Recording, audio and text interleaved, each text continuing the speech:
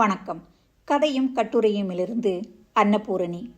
இன்று உங்களுக்கு sir Arthur Canon toil என்பவர் எழுதிய த கேஸ் ஆஃப் ஐடென்டிட்டின்ற மொழிபெயர்ப்பு சிறுகதையை எடுத்துகிட்டு வந்திருக்கேன் சொல்கிறதுக்கு. இவருடைய கதாபாத்திரம் முக்கியமானவர் ஷெர்லக் ஹோம்ஸும் அவருடைய நண்பர் டாக்டர் வாட்சனும். இந்த ரெண்டு கதாபாத்திரத்தை உருவாக்கி இவங்க துப்பறிகிற மாதிரி தான் இவருடைய கதைகள் அத்தனையுமே அமைக்கப்பட்டிருக்கும்.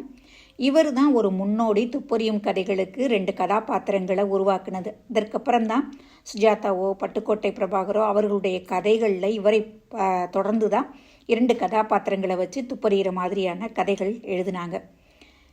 கதையை சொல்ல ஆரம்பிக்கட்டுமா?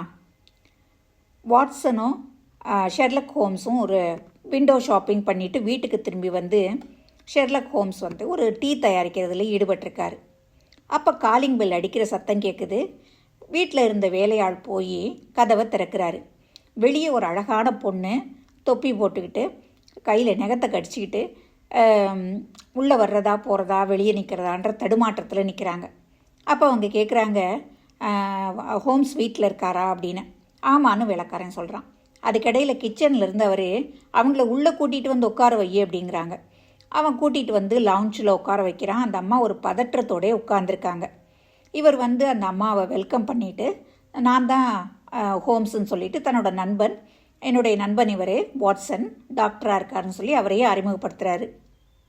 ரெண்டு பேருக்கும் அந்த அம்மா ஹலோ சொல்லிவிட்டு ஒரு பதட்டமாகவே உட்காந்துருக்காங்க. சொல்லுங்கள் உங்களை பற்றின்னு சொல்லிகிட்டு இருக்கும்போது அவங்க சொல்ல ஆரம்பிக்கிறதுக்கு முன்னாடியே இவர் கேட்குறாரு, உங்களுக்கு ஷார்ட் சைட் இருக்குது போல் இருக்கு, எதுக்காக நீங்கள் டைப்ரைட்டிங் வேலையை எடுத்துக்கிட்டு இருக்கீங்க அப்படின்னோடனே இவளுக்கு தூக்கி வாரி போடுது. நம்ம இன்றைக்கி தான் முதல்ல இவரை பார்க்குறோம், இவருக்கு எப்படி நம்மளை பற்றி தெரியும்? நம்மளோட பிரச்சனையை சொல்கிறதுக்கு வந்திருக்கோம், ஆனால் இவர் நம்மளை பற்றி இவ்வளோ துல்லியமாக கணிச்சிருக்காரேன்னு சொல்லிட்டு, இப்போல்லாம் நான் ரொம்ப எழுத்துக்களை பார்க்காம டைப் பண்ணுறதுனால எனக்கு ரொம்ப கஷ்டம் தெரியல. ஆமாம், என்னை உங்களுக்கு முன்னாடியே தெரியுமா அப்படின்னு கேட்குறாங்க. இல்லை, நீங்கள் வந்து உங்களுடைய கை விரல்கள் வந்து டைப் அடித்து சுண்டு விரலுக்கு இடையில் ஒரு தழும்பு இருக்குது, அதோடையும் இல்லாமல் நீங்கள் போட்டிருக்க கண்ணாடி வந்து ஷார்ட் சைட்டுக்கான கண்ணாடி, அதனால ரெண்டையும் நான் கோயின்சைட் பண்ணி உங்கள்கிட்ட இந்த கேள்வியை கேட்டோன்னே அப்போ அவள் சொல்கிறா, எனக்கு உங்களை அறிமுகப்படுத்தினது மிஸ்ஸஸ் எத்திராஜி தான். போலீஸ் கூட அவங்களுடைய கணவன் இறந்து போயிட்டாருன்னு கேஸை மூடும்போது நீங்கள் தான் இடையில வந்து அவங்க கணவரை உயிரோடு கண்டுபிடிச்சி கொடுத்தீங்கன்னு உங்களை வானலாக புகழ்ந்தாங்க. அதனால தான் உங்ககிட்ட என்னோட பிரச்சனையை சொல்ல வந்திருக்கேன். எனக்கு சின்ன தயக்கமாக இருக்கே, என்னோடய வழக்கை நீங்கள் எடுத்துக்குவீங்களா எடுத்துக்க மாட்டீங்களா அப்படின்னு.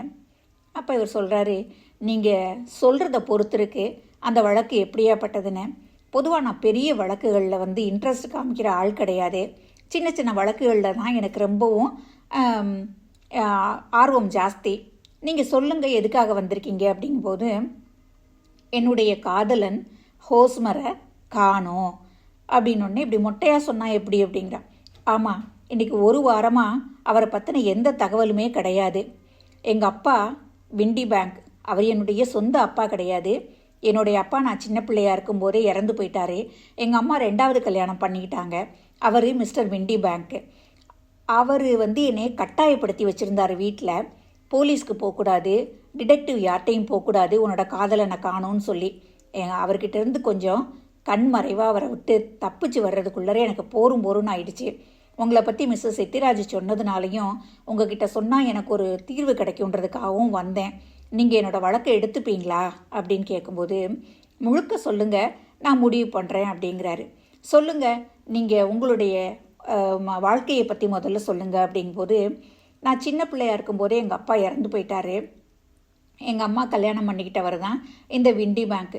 என்னை அவர் நல்லா தான் பார்த்துக்கிட்டாரு. நான் அவரை அப்பான்னு தான் கூப்பிடுவேன்.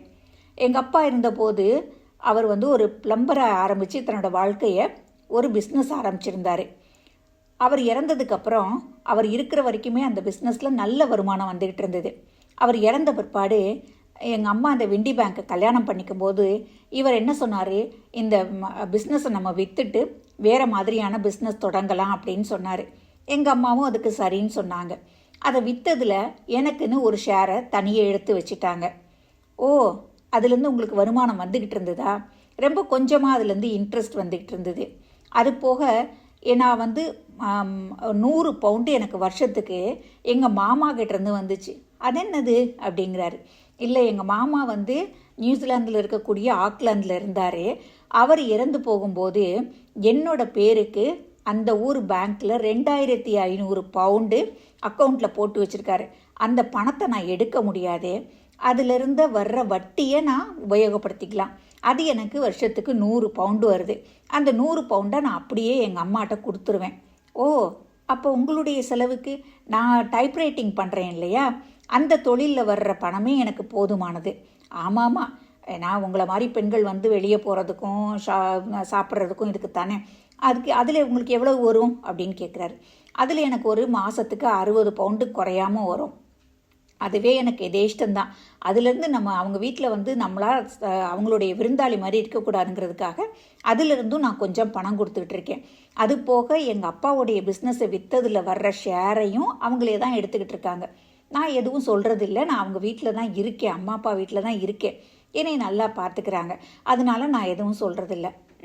அப்படியா, சொல்லுங்கள், உங்களுடைய காதலனை நீங்கள் எப்போ மீட் பண்ணீங்க அப்படின்னு கேட்குறாரு இவர் ஹோம்ஸ்.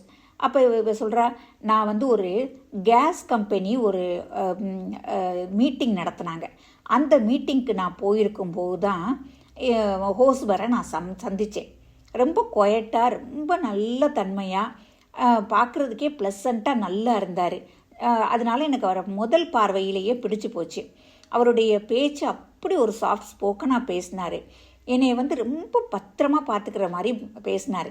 ஸோ அது எனக்கு ரொம்ப பிடிச்சிது. ஆனால் என்ன ஒரே ஒரு குறைனா, வெளியே யாருக்கும் தெரியக்கூடாது நம்ம பழகுறது அப்படின்னே சொல்லிகிட்டு இருந்தார். சரி, அவங்க எங்கள் அப்பாவுக்கோ இல்லை வேறு யாருக்கோ அவர் பயப்படுறாரு போல் இருக்குன்ட்டு நானும் அவர் சொன்னதுக்கெல்லாம் சரின்னு தான் கேட்டுக்கிட்டு இருந்தேன். தினமும் கொஞ்சம் இருட்டின பிற்பாடு எங்கள் வீட்டு பக்கம் வருவார். எங்கள் வீட்டு பக்கத்தில் இருக்க ஒரு நல்ல பெரிய பார்க்கில் நாங்கள் 2 பேரும் மீட் பண்ணுவோம். இப்போ இடையில குறுக்கிட்டு ஹோம்ஸ் கேட்குறாரு, உங்கள் அம்மாவுக்கு இந்த ரிலேஷன்ஷிப் தெரியுமான்னு. ஏன், எங்கள் அம்மாவுக்கு நல்லா தெரியும். எங்கள் அம்மாட்ட நான் இன்ட்ரடியூஸ் பண்ணி வச்சேன். எங்கள் அம்மாவுக்குமே ரொம்ப சந்தோஷம் அவரை பார்த்துட்டு. அவர் தான் உனக்கு நல்ல மேட்ச்சுன்னு எங்கள் அம்மாவும் சொன்னாங்க அப்படின்னோடனே, சரி மேலே சொல்லுங்கும்போது, இந்த மாதிரி நாங்கள் ஒரு 10-15 நாள் இப்படி தினமும் மீட் பண்ணுறது. அப்புறம் பார்த்தா எங்கள் அப்பா அந்த சமயத்தில் வந்து விண்டி பேங்க்கு அவருடைய வேலை விஷயமாக யூரோப்புக்கு போயிருந்தார். அதனால் அவர்கிட்ட இந்த விவரம் போகவே கிடையாது. இவரும் போகாமல் பார்த்துக்கிட்டார். உங்கள் அப்பாவுக்கு தெரியாமல் இருக்கட்டும் இப்போதைக்கு அப்படின்னாரு. அதனால நான் சொல்லவும் கிடையாது. அதுக்கப்புறம் கொஞ்ச நாள் நீ இவரை பார்க்கவே இல்லை ஹோஸ்மரை. அப்போ என்னன்னு கேட்டதுக்கு, இல்லை நான் ரொம்ப வேலையாக இருக்கேன், எனக்கு வந்து லெட்ரு எழுது, நான் உனக்கு பதில் லெட்ரு எழுதுறேன்னாரு. அந்த வகையில் எங்களுக்கு ஒரு 2-3 மாதம் எங்களுடைய ரிலேஷன்ஷிப்பு தொடர்பு வந்து கடிதத்திலே இருந்துச்சு. நான் எழுதுகிற கடிதமெல்லாம் எங்கே போஸ்ட், நீங்கள் ஏதாவது அவருக்கு ஏதாவது அட்ரஸ் இருக்கா, அவருடைய ஃபோட்டோ ஏதாவது வச்சுருக்கீங்களா? ஃபோட்டோ எதுவும் கிடையாது. அவருக்குன்னு தனியாக அட்ரஸ் கிடையாது. அவர் எப்பவும் என்ன சொல்லுவார்னா, நான் வேலை பார்க்குற கம்பெனிக்கு பக்கத்தில் இருக்கக்கூடிய மெயிலுக்கு அனுப்பிடு, நான் போய் வாங்கிக்கிறேன்னு தான் சொல்லுவார். அந்த மாதிரி நான் அந்த அட்ரஸ்க்கு தான் அனுப்பினேன்னு சொல்லிவிட்டு அந்த மெயில் பாக்ஸுடைய அட்ரஸை ஹோம்ஸ் கிட்ட சொல்கிறான். அதனால் அவர் எனக்கு அனுப்புகிற லெட்டர் எல்லாமே எங்கள் வீட்டுக்கு வரும். உங்கள் அம்மாவுக்கு தெரியுமா இது? நல்லா தெரியும், எங்கள் அம்மா கூட படித்து பார்த்துருக்காங்க, ரொம்ப நல்லவராக இருக்காரு, ரொம்ப நல்லவராக இருக்காருன்னு சொல்லுவாங்க. அப்போ நீங்கள் உங்கள் அப்பாட்ட இதை சொல்லணும்னு தோணலையா? எனக்கு என்னமோ அவர் சொல்லி வச்சாரு, உங்கள் அப்பாட்ட நேரம் வரும்போது சொல்லிக்குவோம், இப்போ சொல்ல வேண்டாம் அப்படின்னு சொன்னார். அதனால நானும் அவர் சொன்னதை கேட்டுக்கிட்டு தான் இருந்தேன். அப்புறம் ஒரு தடவை எங்கள் அப்பா மறுபடியும் ஃப்ரான்ஸுக்கு வேலை விஷயமாக கிளம்புனார். அப்போ இவர் என்ன சொல்லுவார்னா, உங்கள் அப்பா இப்போ ஊருக்கு போயிருக்காரு, இதுதான் சரியான தருணம், நம்ம 2 பேரும் உங்கள் அப்பா வர்றதுக்கு முன்னாடி கல்யாணத்தை பண்ணிக்கிட்டுருவோம். நம்ம கல்யாணம் பண்ணிக்கிட்டோன்னா உங்கள் அப்பாவால் எதுவும் சொல்ல முடியாது அப்படின்னு சொல்லும்போது இதை எங்கள் அம்மாட்ட டிஸ்கஸ் பண்ணேன். அவளுமே அதுக்கு சரின்னு தான் சொன்னான். உங்கள் அப்பா சமயத்தில் எப்படி பிஹேவ் பண்ணுவாருன்னு சொல்ல தெரியாது, அதனால் உங்கள் அப்பா இல்லாதப்பவே இந்த கல்யாணத்தை முடிச்சிடலான்னு சொல்லிட்டு அந்த வெள்ளிக்கிழமை அங்கே பக்கத்தில் இருந்த ஏஞ்சல் சர்ச்சில் நாங்கள் எங்களோட கல்யாணத்தை நடத்திக்கிறதுன்னு முடிவு பண்ணோம். அப்போயும் ஹோமர் என்ன சொல்லுவார்னா, இனிமேல் இந்த கல்யாணத்துக்கு வந்து நிறைய ஆர்ப்பாட்டமெல்லாம் வேணாம், நிறைய பேரெல்லாம் கூப்பிட வேண்டாம், ஒரு குறைஞ்சது ஒரு 4-5 பேர் வந்தால் போகிறோம் அப்படின்னு சொல்லி சரின்னு சொல்லி என் பக்கம் 2 பேரும், அவர் பக்கம் 2 பேரும், எங்கள் அம்மாவும், இவ்வளோதான் இந்த கல்யாணத்துக்கு. நானும் எங்கள் அம்மாவும் முதல் சேரட்டில் வந்துக்கிட்டு இருந்தோம். பின்னாடி சேரட்டில் ஹோஸ்மர் வந்துக்கிட்டு இருந்தார். நான் போய் சர்ச்சு வாசலில் இறங்கி அவருக்காக காத்துக்கிட்டு இருக்கேன். பின்னாடி வர்ற குதிரை வண்டியிலேருந்து ஆளை காணோம். அந்த குதிரைக்காரனுக்குமே அவன் எங்கே போனான்றதே மாயமாக மறைஞ்சு போயிட்டான். ஆச்சரியமாக இருக்குது, எப்படி அப்படிங்கிறாரு ஹோம்ஸு. எங்களுக்கும் அதுதான் புரியலை. நாங்களும் எல்லா இடத்துலையும் சுற்றி முற்றியெல்லாம் பார்த்தோம், எங்களாலேயும் கண்டே பிடிக்க முடியல. அப்புறம் நீங்கள் என்ன நினைக்கிறீங்க? அவருக்கு யாராவது கடத்தியிருப்பாங்களா? என்ன அந்த மாதிரி ஏதாவது யோசனை இருக்கா? இல்லை உங்களை ஏமாற்றிட்டாருன்னு நினைக்கிறீங்களா அப்படிங்கிறாரு ஷெர்லக் ஹோம்ஸு. அதுக்கு இவ சொல்கிறா, கண்டிப்பாக ஹோஸ்மர் என்னை ஏமாற்ற மாட்டார், அதில் நான் 100% உண்மையாக இருக்கேன். ஆனால் ஏதாவது அவருக்கு நடந்திருக்குமோ, யாராவது கடத்தியிருப்பாங்களோ, இல்லை அவருக்கு ஏதாவது நடந்து கொலைகளை பண்ணியிருப்பாங்களோன்ற பயத்தில் தான் உங்ககிட்ட வந்திருக்கேன் அப்படின்னு சொல்லுவாள். அப்படியா? ஒன்று பண்ணுங்க, நீங்கள் அவர் எழுதின லெட்டர்ஸ் ஏதாவது கையோடே கொண்டு வந்திருக்கேன் அப்படின்னு சொல்லி தன்னோட பேக்கில் இருந்து அவர் அனுப்பிச்ச லெட்டர் எல்லாத்தையும் எடுத்து ஷெர்லக் ஹோம்ஸ்கிட்ட அவள் கொடுக்குறான். வாங்கி பார்த்தவர் மேலே சொல்லுங்கன்னுவது.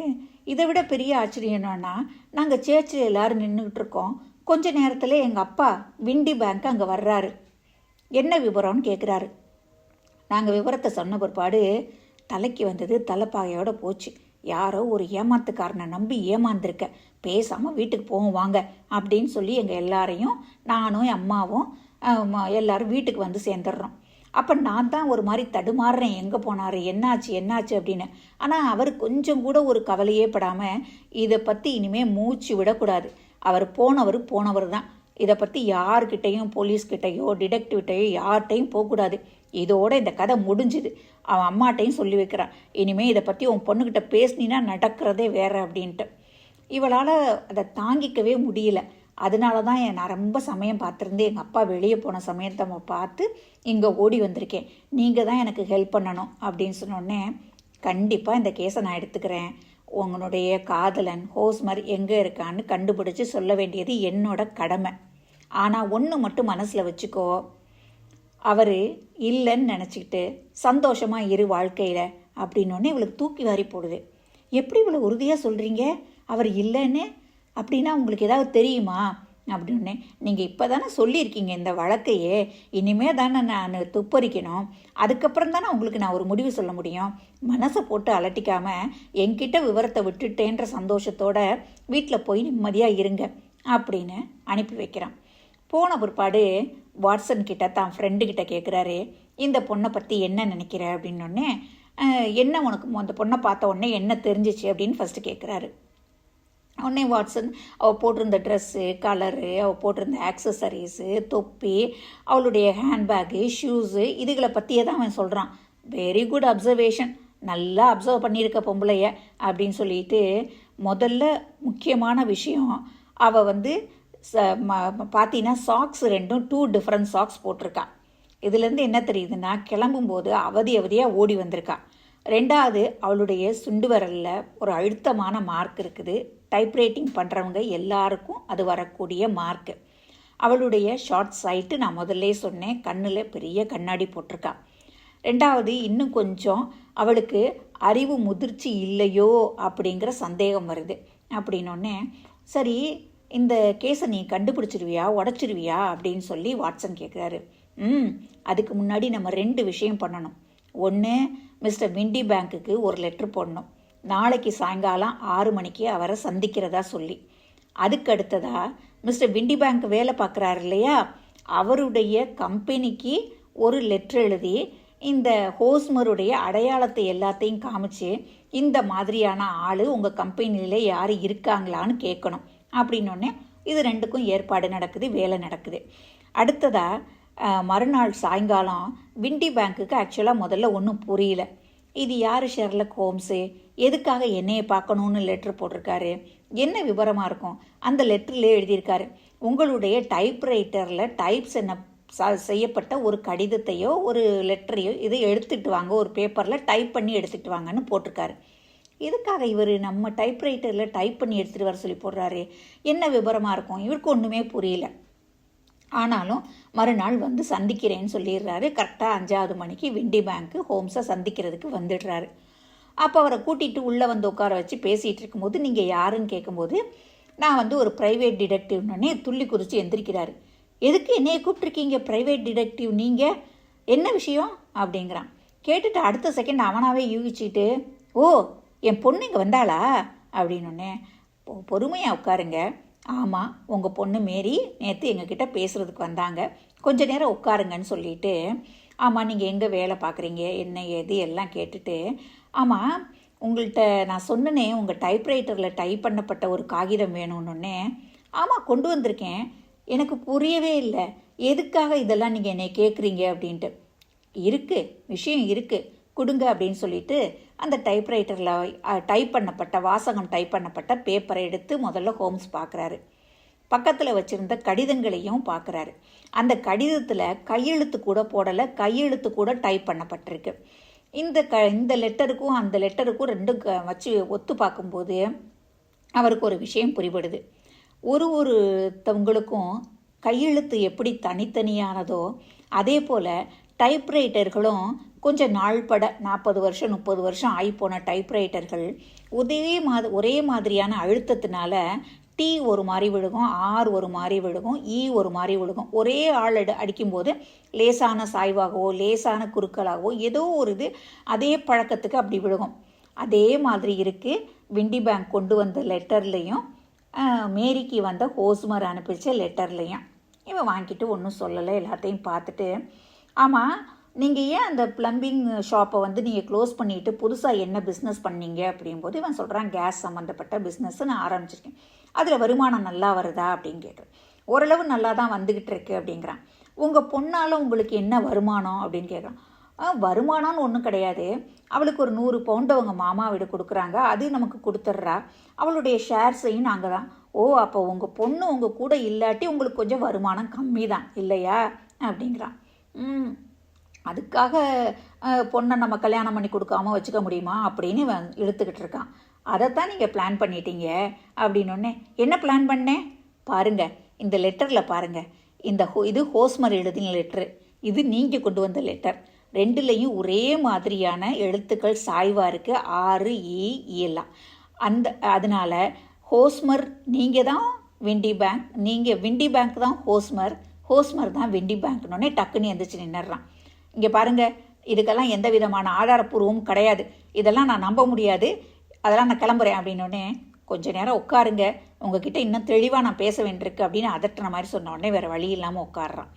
நீங்கள் எதுக்காக உங்கள் பொண்ணுக்கிட்டேயே ஸ்டெப் டேடு காதலர் மாதிரி நாடகம் போட்டிங்க, அதுக்கான ரீசனை எனக்கு இப்போ நீங்கள் சொல்லி ஆகணும் அப்படின்னோடனே இவன் பொரியில் மாட்டின எலி மாதிரி இவனுக்கு அடுத்து என்ன சொல்கிறதுனே தெரியல.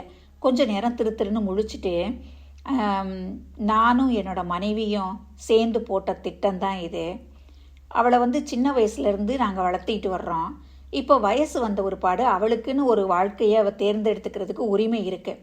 அப்படி யாராவது ஒருத்தரை தேர்ந்தெடுத்து அவன் கூட அவள் போகும்போது அவளுடைய ஷேரான பிஸ்னஸ் ஷேரும் மாமா வீட்டிலேருந்து வரக்கூடிய 100 பவுண்டும் வரக்கூடியவனுக்கு போய் சேர்ந்துடும், நம்மளுக்கு எந்த விதமான வருமானமும் அவகிட்டேருந்து கிடையாது அப்படின்னு சொல்லி நானும் என்னோட மனைவியும் இந்த மாதிரியான பிளானை பண்ணணும். அப்போ அவள் யாரையுமே இனிமேல் கல்யாணம் பண்ணிக்க மாட்டாளா, இதோட நின்றுவாளா அப்படின்னு கேட்பாரு ஹோம்ஸ். அதுக்கு அவன் சொல்லுவான், அவள் ரொம்ப சென்சிட்டிவான ஆள், எப்படி இருந்தாலும் ஹோஸ்மர் என்னை தேடி வந்துடுவான் அப்படின்ற நம்பிக்கையிலே இப்போ குறை காலத்தை கழிச்சிருவா, அதனால தான் நாங்கள் இந்த பிளானை பண்ணினோம். அவள் யார் மேலேயாவது நம்பிக்கை வச்சிட்டான்னா அந்த நம்பிக்கையை உடைக்கிறது ரொம்ப ரொம்ப கஷ்டம், அதனால தான் நான் வெளியூர் போகிறேன்னு சொல்லிட்டு நானே ஹோஸ்மராக என்னோடய குரலை மாற்றிக்கிட்டு முகத்தில் கொஞ்சம் மாறுதல்கள் பண்ணிட்டு தலைக்கு கலர் போட்டுக்கிட்டு என்னுடைய நடை உடையில் கொஞ்சம் மாறுதல்களை கொண்டாந்து இளமையாக கொண்டு வந்து அவகிட்ட புது பேரோட பழகினேன். உங்களுக்கே அவளை இவ்வளவு தூரம் ஏமாத்துறோன்னு கொஞ்சம் கூட மனசாட்சி குத்தலையா? எங்களுக்கு இதை பற்றி வேறு வழி தெரியல, அவளுடைய பங்கு அவளுடைய பணம் வெளியே போகக்கூடாதுன்னு நினச்சி பண்ணிட்டோம். எனக்கு அப்படி வர்ற கோவத்துக்குன்னு ஹோம்ஸ் சொல்கிறாரு, உங்களை 4 அடி அடித்தாதான் எனக்கு மனசு தீரும். பெத்த பொண்ணுக்கிட்ட காதலை நான் ஒரு மனுஷனால் அப்பான்ற ஸ்தானத்தில் இருக்கனால எப்படி நடிக்க முடியும்? நான் ஒரு எல்லையோட நீங்கள் பேசுகிறது உங்களுக்கே அசிங்கமாக இல்லை அப்படின்னோடனே, இருங்க வர்றேன், உங்களை 4 மொத்தாமல் விட போகிறது இல்லைன்ட்டு திரும்புகிறாரு சவுக்கு எடுக்கிறதுக்கு. அதுக்குள்ளார விண்டி பேங்க்கு ஒட்டமாக கதவு திறந்துக்கு ஓடி போயிடுறான் வெளியே. அவனை பிடிக்கிறதுக்கு வாட்சனோ இல்லை ஹோம்ஸோ தயாராக இல்லை. அவன் ஒளியட்டும், அவனுக்கு உண்மை தெரிஞ்சு போச்சு, என்னவோ நடக்கிறபடி நடக்கட்டும்னு நினச்சிட்டு ஆமாம், எப்படி இவ்வளோ சீக்கிரம் நீ கண்டுபிடிச்ச அப்படின்னு வாட்சன் அதிசயமாக ஹோம்ஸை பார்த்து கேட்கும்போது, ஒன்றும் இல்லை, இந்த டைப்ரைட்டர் விஷயந்தான் இது ஒன்று. ரெண்டாவது ஒரு விஷயம், ஹோஸ்மர் இருக்கும்போது விண்டி பேங்க் இருக்கிறது இல்லை, விண்டி பேங்க் இருக்கும்போது ஹோஸ்மர் இருக்கிறது கிடையாது.